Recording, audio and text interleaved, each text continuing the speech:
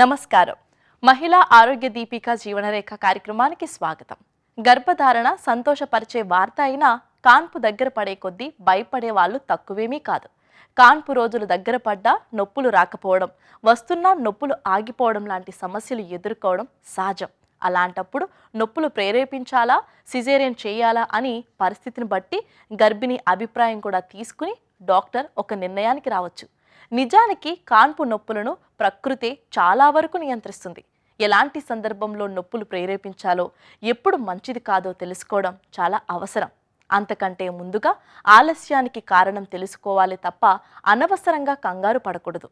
గడువు మీరిన కాన్పు నొప్పులు రాకపోవడం మీద డాక్టర్లు ఇచ్చే సలహాల గురించి ఈనాటి మహిళా ఆరోగ్య దీపిక జీవనరేఖలో తెలుసుకుందాం.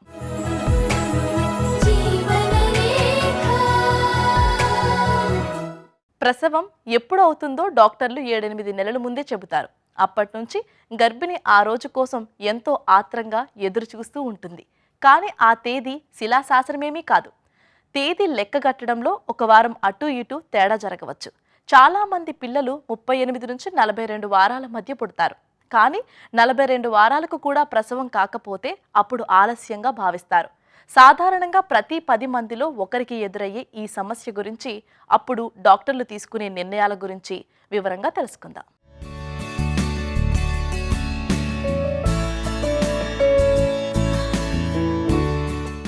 కొంతమంది పిల్లలు భూమి మీదకి ఎందుకు ఆలస్యంగా వస్తారో ఎవరూ ఖచ్చితంగా చెప్పలేరు. అయితే అది మొదటి కాన్పు అయినప్పుడు, గతంలోనూ పిల్లలు ఆలస్యంగా పుట్టినప్పుడు, లేదా స్వయంగా ఆ గర్భిణి కూడా తాను అలాగే ఆలస్యంగా పుట్టినప్పుడు ఇలా జరిగే అవకాశాలున్నాయి. అలా కాన్పు ఆలస్యం కావటం వలన బిడ్డకు ఏమైనా నష్టం జరుగుతుందా అన్నది అసలు ప్రశ్న. 2 వారాలకు మించి ఆలస్యం జరిగితే బిడ్డకు కొంత రిస్క్ ఎదురు కావచ్చు. ఆలస్యంగా పుట్టిన పిల్లల్లో శ్వాస సమస్యలు రావచ్చు. గుండె కొట్టుకునే వేగం తగ్గి శిశువు ప్రమాదంలో పడవచ్చు. అందుకే సిజేరియన్ లాంటి బలవంతపు కాన్పు అనివార్యమవుతుంది. ఆలస్యం అవుతున్నట్టు గుర్తించగానే గర్భాశయాన్ని సంకోచానికి ప్రేరేపించడం ద్వారా నొప్పులు వచ్చేలా చేస్తారు. ఉమ్మనీరు తక్కువగా ఉంటే అదనపు సమస్యలు రావచ్చు. కనుక కాన్పు సమయంలో డాక్టర్లు మరిన్ని జాగ్రత్తలు తీసుకుంటారు. అయితే నొప్పులను ప్రేరేపించడంలో లాభ నష్టాల పట్ల గర్భిణీకి తగిన అవగాహన ఉండటం మంచిది. ప్రెగ్నెన్సీని బేసిక్గా 3 భాగాలుగా విభజించవచ్చు. అంటే 3 ట్రైమెస్టర్స్. ఫస్ట్ ట్రైమెస్టర్ అనేది మొదటి 14 వారాలు, రెండో ట్రైమెస్టర్ అనేది 14 నుండి 28వ వారం, మూడో ట్రైమెస్టర్ అనేది 28 వారాల నుంచి 42 వారాల వరకు. బేసిక్గా ప్రెగ్నెన్సీ కనుక ఆల్మోస్ట్ 42 వీక్స్ వరకు డెలివరీ అవ్వకుండా, లేకపోతే 42 వీక్స్ కంప్లీట్ అవుతుంటే దాన్ని ప్రోలాంగ్ ప్రెగ్నెన్సీ అన్న పోస్టేటర్ ప్రెగ్నెన్సీ అని చెప్పవచ్చు.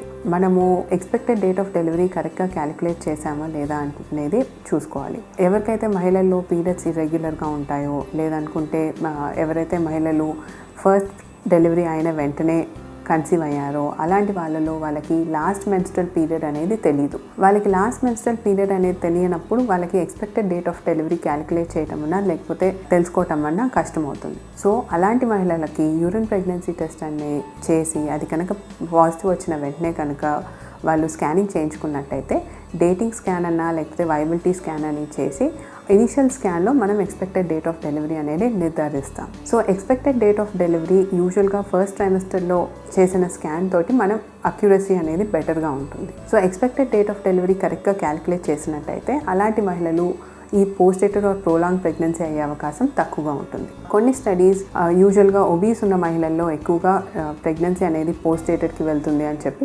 చెప్తాం.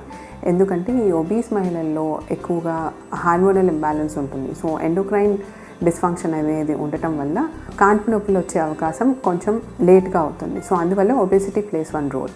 రెండో ప్రెగ్నెన్సీ అంటే ఫస్ట్ మహిళ కనుక యూజువల్గా ప్రెగ్నెన్సీ ప్రోలాంగ్ అయినట్టయితే అలాంటి వాళ్ళలో కూడా ఈ ప్రెగ్నెన్సీ పోస్టేటర్కి పోయే అవకాశం ఉండొచ్చు. కొంచెం వరకు ఈ పోస్టేటర్ ప్రెగ్నెన్సీ అనేది వంశపారంపరం అని చెప్పచ్చు. ఎవరికైతే వాళ్ళ ఇంట్లో అంటే వాళ్ళ మదర్ కానీ లేకపోతే వాళ్ళ సిస్టర్ కానీ ఎవరికైతే ప్రెగ్నెన్సీ ప్రోలాంగ్ అయిందో అలాంటి వాళ్ళలో కూడా మనం ఈ పోస్టేటర్ ప్రెగ్నెన్సీ ఒక రీజన్ అని చెప్పుకోవచ్చు. ఎలాంటి వైద్యపరమైన చికిత్స అవసరం లేదనుకున్నప్పుడు కాన్పు జరగడానికి కాన్పు నొప్పులను ప్రేరేపిస్తారు. అలాంటి సందర్భాలలో శిశువు వయసు కనీసం 39 వారాలున్నట్టు డాక్టర్ నిర్ధారించుకుంటారు. అంతకు ముందు గర్భాశయానికి సర్జరీ జరిగి ఉన్న బిడ్డ అడ్డం తిరిగినా కుదరదు.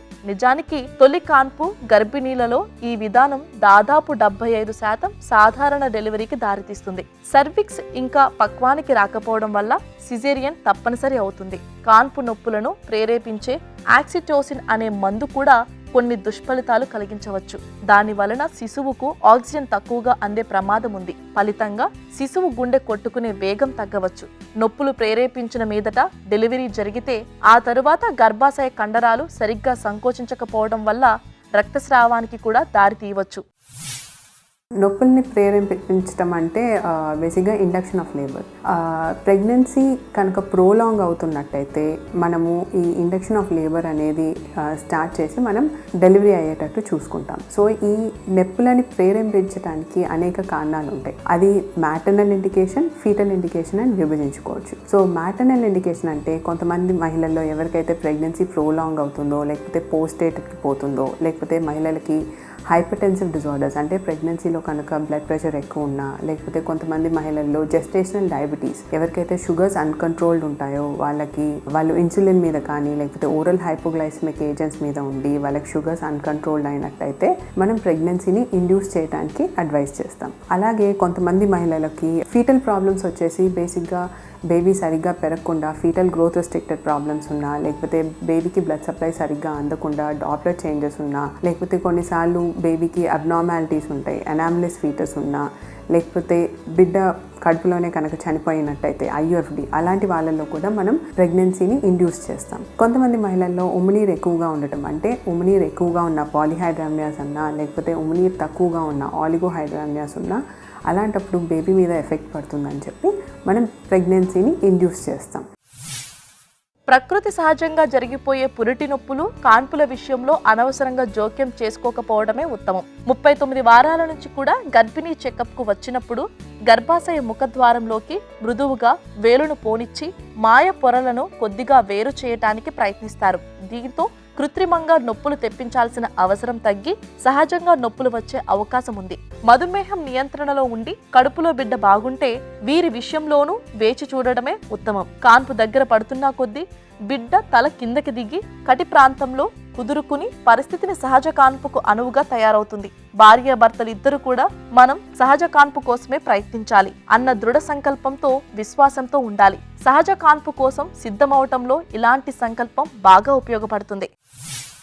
మనం నొప్పుల్ని ఇండ్యూస్ చేసుకోవడానికి అనేక కారణాలని చెప్పుకున్నాం. అంటే మ్యాటర్నల్ ఇండికేషన్ కానీ లేకపోతే ఫీటల్ ఇండికేషన్. సో మనం ఈ నొప్పుల్ని తెప్పించేటప్పుడు మనం ఏ జెస్టేషనల్ ఏజ్లో ఈ నొప్పుల్ని ఇండ్యూస్ చేస్తున్నాం అనే దాని మీద మనకి సిజేరియన్ అయ్యే అవకాశం ఎక్కువగా ఉందా, లేకపోతే నార్మల్ అయ్యే అవకాశం ఉందా అని చెప్పుకోవచ్చు. యూజువల్గా లేబర్ని ఇండ్యూస్ చేసినప్పుడు 75% మహిళల్లో నార్మల్ అయ్యే అవకాశం ఉంటుంది. అంటే 25% సిజేరియన్ అయ్యే అవకాశం ఉంటుంది. సో మనం ఒకవేళ కనుక ఈ నొప్పుల్ని ఆల్మోస్ట్ డెలివరీ దగ్గరికి అంటే 38 వారాలు దాటిన తర్వాత కనుక ఇండ్యూస్ చేసినట్టయితే వాళ్ళకి నార్మల్ డెలివరీ అయ్యే అవకాశం ఎక్కువగా ఉంటుంది. కానీ కొన్ని కారణాల వల్ల అంటే మదర్కి ఒకవేళ అన్కంట్రోల్డ్ బ్లడ్ ప్రెషర్ ఉండటం వల్ల కానీ, లేకపోతే బేబీకి గ్రోత్ రెస్ట్రిక్షన్ ఉండటం వల్ల ఒకవేళ ఈ జెస్టేషనల్ ఏజ్ అంటే 33-34 వారాల్లో అలా కనుక ఇండ్యూస్ చేసినట్టయితే అలాంటి కేసుల్లో సిజేరియన్ అయ్యే అవకాశం ఎక్కువగా చూస్తూ ఉంటాం. అలాగే బిషప్స్ స్కోర్ అంటే ఈ ప్రీ ఇండక్షన్ స్కోరింగ్ అనేది మనం ఫస్ట్ ఆబ్స్టెట్రిషియన్ డిసైడ్ చేస్తారు. సో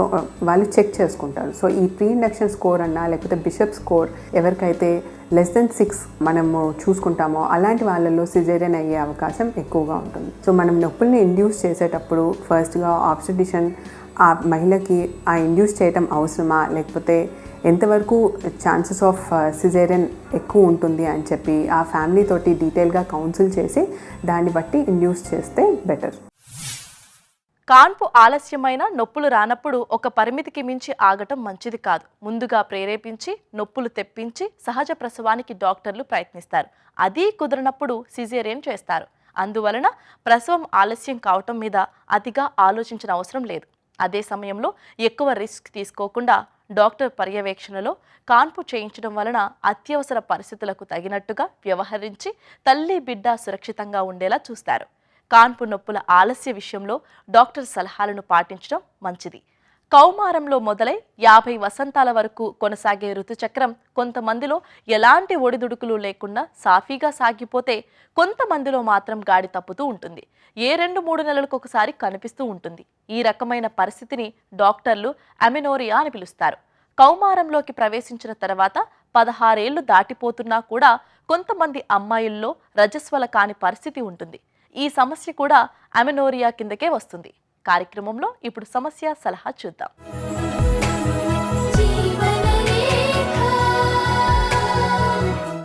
డాక్టర్ గారు, సరిత ఇలా అడుగుతున్నారు. నాకు ఇప్పుడు 5వ నెల. నా వయసు 23 సంవత్సరాలు.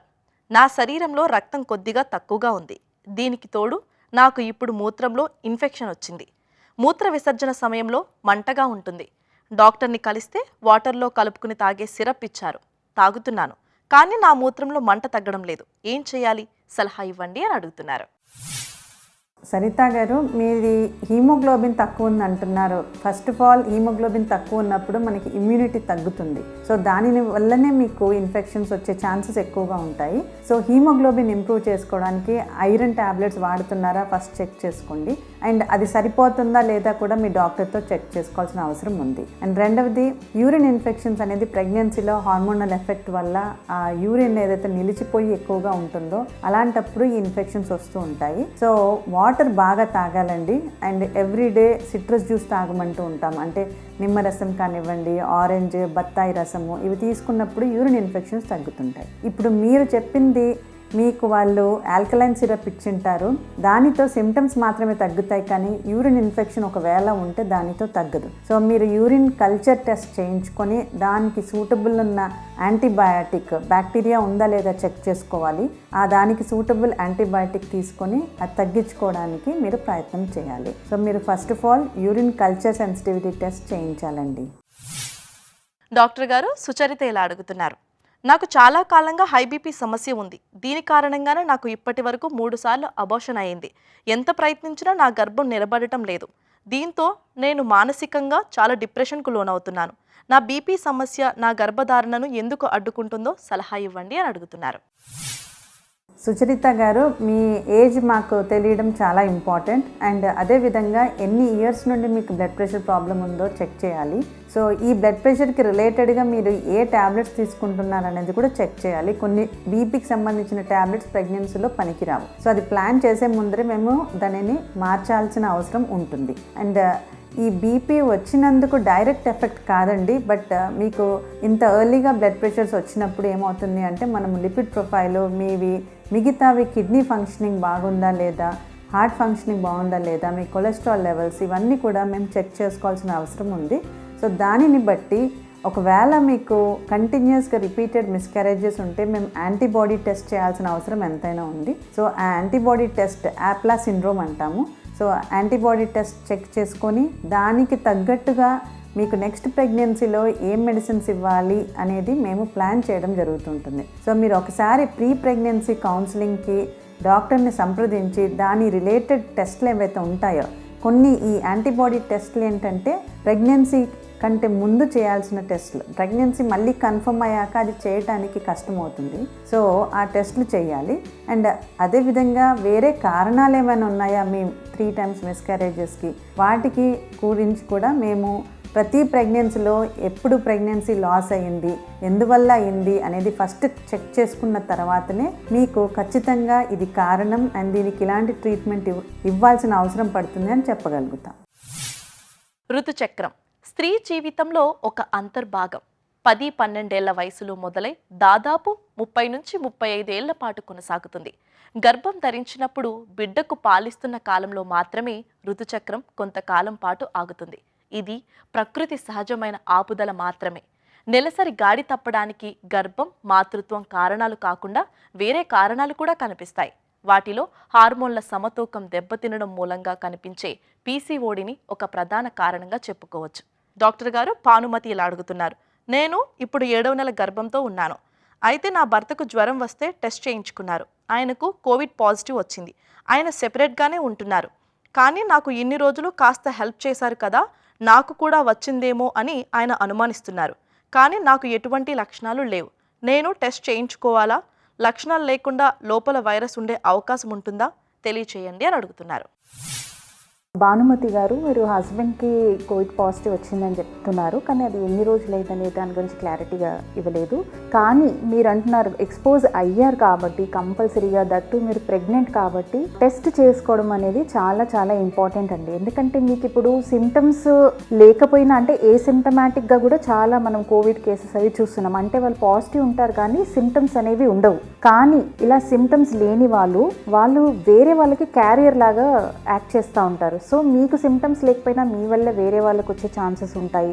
ఇంకోటి ఏంటంటే మేబీ మీ హస్బెండ్కి ఎక్స్పోజర్ మీరు కొద్ది రోజులే అయ్యి ఉండొచ్చు, మీరు 4 days 5 days కన్నా తక్కువ టైంలో ఎక్స్పోజ్ అయిన సిమ్టమ్స్ అనేవి మనకి ఇమీడియట్గా తెలియదు. ఎందుకంటే ఆ ఇంక్యుబేషన్ పీరియడ్ 5 to 14 days ఉంటుంది కాబట్టి ఒక్కొక్కసారి మీకు సిమ్టమ్స్ ఎట్ ప్రెజెంట్ లేకపోయినా వచ్చే ఛాన్సెస్ అయితే ఉన్నాయి. కాబట్టి ఒకసారి మనకి టెస్ట్ చేసుకుంటే ఏంటంటే ఫస్ట్ ఆఫ్ ఆల్ మనకి క్లారిటీ అనేది వస్తుంది, మీరు పాజిటివ్ ఉన్నారా లేదా, ఆ ఫియర్ ఆ భయం అనేది తగ్గుతుంది. ఇంకోటి ఏంటంటే మీ సరౌండింగ్ వాళ్ళకి కూడా మీరు పాజిటివ్ ఉంటే వాళ్ళని ఇన్ఫెక్ట్ చేయకుండా ఐసోలేట్ అయ్యే ఛాన్సెస్ ఉంటాయి. ఇంకోటి ఏంటంటే మీకు క్లారిటీగా లేదు, నెగిటివ్ అంటే డిఫరెంట్గా మనం ట్రీట్ చేయొచ్చు. పాజిటివ్ ఉంది అంటే కొంచెం ప్రోయాక్టివ్గా మీరు ఆల్రెడీ ప్రెగ్నెంట్ ఉన్నారు కాబట్టి కొన్ని medications, physician consultation, gynaecologist consultation తీసుకొని ప్రోయాక్టివ్గా ప్రొటెక్టివ్గా మిమ్మల్ని మీరు చూసుకోవడం అనేది చాలా ఇంపార్టెంట్. ఆల్రెడీ మీరు ఎక్స్పోజ్ అయ్యారు కాబట్టి ఈవెన్ మీరు టెస్ట్ చేసుకొని నెగిటివ్ వచ్చినా కేర్ఫుల్గా ఉండండి, శానిటైజేషన్ పాటించండి, సోషల్ డిస్టెన్సింగ్ పాటించండి, మాస్క్ ధరించడం అనేది చాలా ఇంపార్టెంట్. ఇంకొకటి హెల్దీ లైఫ్ స్టైల్, బికాజ్ మీరు ఆల్రెడీ ప్రెగ్నెంట్ ఉన్నారు కాబట్టి హెల్దీ డైట్, మీ ఇమ్యూనిటీ బూస్ట్ చేసుకునే డైట్స్ అవి తీసుకోవడము, కొంచెం బ్రీతింగ్ ఎక్సర్సైజెస్ అనేవి చేసి కొంచెం లంగ్ కెపాసిటీ అది ఇంప్రూవ్ చేసుకోవడం అనేది చాలా ఇంపార్టెంట్ అండి. డాక్టర్ గారు, నీతు ఇలా అడుగుతున్నారు, నా పీరియడ్స్ ఈ నెలలోనే ఆగిపోయాయి, ప్రెగ్నెన్సీ టెస్ట్ చేయించుకుంటే పాజిటివ్ వచ్చింది, అయితే నాకు థైరాయిడ్ సమస్య, బీపీ సమస్యలు ఉన్నాయి. ఈ సమస్యలకు నేను మందులు వాడుతున్నాను. నా అనుమానం ఏంటంటే నాకు నార్మల్ డెలివరీ అవుతుందా లేక తప్పనిసరిగా సిజేరియన్ ఆపరేషన్ చేస్తారా? నార్మల్ డెలివరీ అయ్యే మార్గం చెప్పండి అని అడుగుతున్నారు.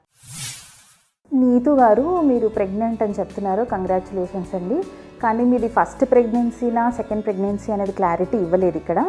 ఒకటి ఏంటంటే ఒకవేళ మీరు ఫస్ట్ ప్రెగ్నెన్సీ అయ్యి ఉంటే ఇప్పుడే ప్రెగ్నెన్సీ టెస్ట్ పాజిటివ్ వచ్చింది కాబట్టి మీకు నార్మల్ అవుతుందా సిజేరియన్ అవుతుందా అనేది మనం ఇప్పుడే ఇంత ఎర్లీగా డిసైడ్ చేయలేమండి. డెఫినెట్గా మీరు ఆల్రెడీ బీపీ ఉంది, థైరాయిడ్ ఉంది అని చెప్పారు కాబట్టి దానికి తగ్గ మెడికేషన్ ప్రెగ్నెన్సీలో మీరు మంచి కన్సల్టేషన్ తీసుకొని కంట్రోల్డ్గా లెవెల్స్ అన్ని థైరాయిడ్ లెవెల్స్, బీపీ లెవెల్స్ కంట్రోల్లో ఉంటే 9th month వరకు అంతా నార్మల్ ఉంటే డెఫినెట్గా మీరు నార్మల్ డెలివరీ అయ్యే ఛాన్సెస్ అయితే డెఫినెట్గా ఉన్నాయండి. ఒక్కొక్కసారి ఏంటంటే ఫస్ట్ ప్రెగ్నెన్సీస్లో బీపీ ఒక్కొక్కసారి చాలా షూటప్ అవుతుంది. సో అలాంటి సిచ్యుయేషన్స్లో ఒక్కొక్కసారి సర్జికల్గా కూడా మీరు అంటే సిజేరియన్ సెక్షన్కి వెళ్ళే ఛాన్సెస్ ఉంటాయి. కానీ బీపీ థైరాయిడ్ కంట్రోల్లో ఉంటే డెఫినెట్గా మీరు నార్మల్ డెలివరీ కూడా ట్రై చేయొచ్చు. ఒకవేళ మీరు సెకండ్ ప్రెగ్నెన్సీ అయ్యి ఉంటే అంటే ప్రీవియస్ నార్మల్ డెలివరీస్ అయ్యి ఉంటే కూడా డెఫినెట్గా మీకు నార్మల్ డెలివరీ అయ్యే ఛాన్సెస్ డెఫినెట్గా 100% ఉంటాయండి. కానీ ముందు మీకు ఒకవేళ సెకండ్ డెలివరీ ఫస్ట్ సిజేరియన్ అయ్యి ఉంటే మాత్రం డెఫినెట్గా మీకు సిజేరియన్ అయ్యే ఛాన్సెస్ పాసిబిలిటీస్ అనేవి ఎక్కువగా ఉంటాయండి. బరువును అదుపులో ఉంచుకోవడం, పీసీఓడి వంటి హార్మోన్ సమస్యలకు సత్వరమే చికిత్స తీసుకోవడం, థైరాయిడ్ లోపాన్ని చక్కగా అదుపులో ఉంచుకోవడం ద్వారా నెలసరి గాడి తప్పడాన్ని చాలా వరకు నివారించుకోవచ్చు. 16 ఏళ్లు దాటిపోయిన అమ్మాయి పుష్పవతి కానప్పుడు అందుకు చాలా వరకు ప్రత్యుత్పత్తి వ్యవస్థలో నిర్మాణాత్మక లోపాలే కారణాలుగా ఉంటాయి. అలాంటి లోపాలకు సకాలంలో తగిన చికిత్స ఇప్పించాలి. ఇలా అన్ని రకాలుగా తగిన జాగ్రత్తలు తీసుకుంటే నెలసరి గాడి తప్పడం అనే సమస్య ఉండదు. ఇది నేటి మహిళా ఆరోగ్య దీపిక జీవనరేఖ. నమస్తే. మీ ఆరోగ్య సమస్యలను, సందేహాలను మాకు పంపించవలసిన వాట్సాప్ నంబర్ 8790597766.